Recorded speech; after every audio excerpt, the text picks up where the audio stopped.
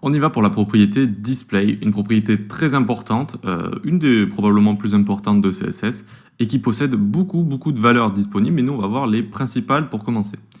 Donc on peut fermer ça, tac. Ici on a une div avec la classe box, écoutez on va la garder comme ça, tac, on va garder le background violet, on va juste enlever tout ce qui est marge, etc. Hop, et hop, très bien. Donc, notre div system block, eh bien en fait, on va pouvoir la transformer en inline. On va pouvoir la transformer en type inline, regardez. Display, inline, comme ça, tout simplement. Inline, tac. Et hop, elle disparaît. Elle disparaît pourquoi? Parce que déjà, comme on le sait maintenant, les types inline, eh bien, ils ne peuvent pas recevoir de width et de height. Et s'ils n'ont pas de contenu, notamment du texte, eh bien, ils n'apparaissent pas, tout simplement. Et là, regardez, je vais mettre du contenu. Et hop, ça va réapparaître normalement juste ici. Donc on peut carrément changer, oui, des éléments qui sont de base de type bloc en type inline, en ligne, et inversement également. Donc si je fais un span mon contenu et que le span ici, je commence à lui mettre display, alors là je le mets à tous les spans, hein, donc tous les spans d'une page. Display bloc et une width de 500 pixels pour voir, hop. On a bien, alors évidemment il nous faut un background, par exemple background noir comme ça, tac. On voit bien que ça a pris 500 pixels, d'accord? Donc l'inverse est aussi vrai, on peut passer des éléments inline en bloc. Très bien pour ça. Ensuite, il existe une troisième propriété qui va un peu lier les deux. Elle s'appelle inline block, hein, tout simplement. Inline block, comme ça. Hop, alors regardez, on va enlever notre span qui est juste ici. Qu'est-ce que ça fait inline block? Déjà, ça accepte width et height comme un bloc, comme un type bloc. Et ça va également mettre les éléments qui sont display inline block les uns à la suite des autres, comme un span, comme un élément de type inline. Et regardez, je prends ça, je le copie, je le colle, et on va avoir des petits carrés qui se mettent les uns à la suite des autres. D'accord? Donc ça prend un petit peu le meilleur des deux mondes, c'est-à-dire que on peut mettre les uns à la suite des autres comme dans les éléments de type inline, et on peut également leur donner une hauteur et une largeur, donc comme les éléments de type bloc. Très bien pour ça, donc ça c'est inline block. Maintenant on va pouvoir voir une propriété qui est assez importante aussi, comment faire disparaître ces éléments de l'écran. Eh bien on leur met display none comme ça, display none, hop, directement, et ils ont disparu. Ils ont disparu mais ils sont encore dans le DOM, le Document Object Model, c'est juste qu'on ne peut pas les voir, donc si on fait clic droit inspecter, qu'on ouvre le DOM dans Element ici, on ouvre le body, et on voit qu'ils sont toujours là, ils sont dans le DOM encore, mais on ne peut pas les sélectionner, on ne peut pas les voir, ils sont là, mais ils n'ont vraiment aucun contenu, si vous voulez, et on ne peut même pas les sélectionner. Donc, pour l'instant, on a vu ces 1, 2, 3, 4, du coup, hein, display, block, inline block et none de display. Et on va faire un petit exercice, par exemple, ici, hop, on va faire un paragraphe P, et à l'intérieur, on va faire lorem 50, comme ça, très bien. Et en général, on arrive souvent, quand on a du texte comme ça dans un paragraphe, qu'on ait envie de rajouter un span quelque part, soit dynamiquement, soit qu'on le rajoute directement comme ça. Vu que c'est un élément en ligne, alors là ça m'a mis une erreur, ah oui, ici, tac, c'est juste que je l'avais écrit à côté de error point, du coup ça l'avait compté comme un raccourci.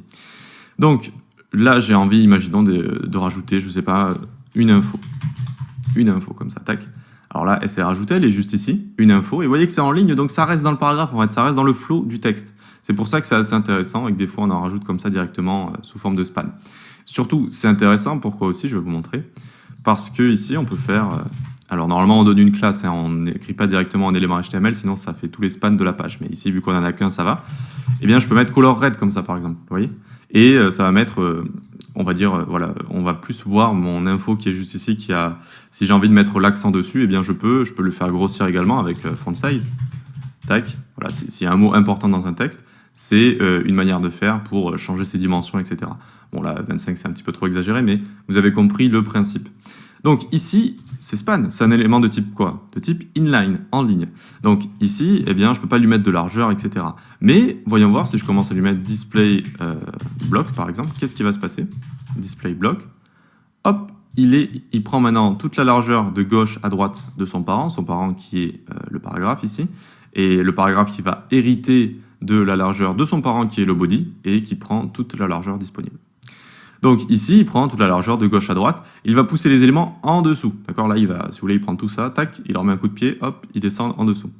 Et on va pouvoir lui donner, notamment, on va lui mettre un background, un truc qui fait pas mal aux yeux, genre pink, comme ça, tac, nickel. Donc pink, et puis la couleur, on va mettre black comme ça, très bien. Donc très bien, on voit vraiment ce qui s'est passé ici et on voit qu'on peut utiliser width et height. Donc notamment, je vais lui mettre de la hauteur pour voir 50 pixels. Tac, hop, et ça grossit bien tout ça. D'accord, donc ça va bien fonctionner. Maintenant, voyons voir si je lui mets inline block pour voir qu'est-ce qui va se passer. Inline block comme ça, tac. Eh bien, là, c'est pas une très bonne chose à faire, hein, je vous le dis directement. C'est-à-dire qu'il va rester en ligne et en même temps, il va accepter du coup cette hauteur qu'on lui met juste ici. Et voilà, donc il va prendre une sorte de hauteur et pousser le texte qu'il y a en dessous. Voilà. Donc, c'est tout pour ça. On aurait pu le faire disparaître également. On aurait pu le faire disparaître hein, avec display none comme ça. Tac, et c'est bon, il a complètement disparu.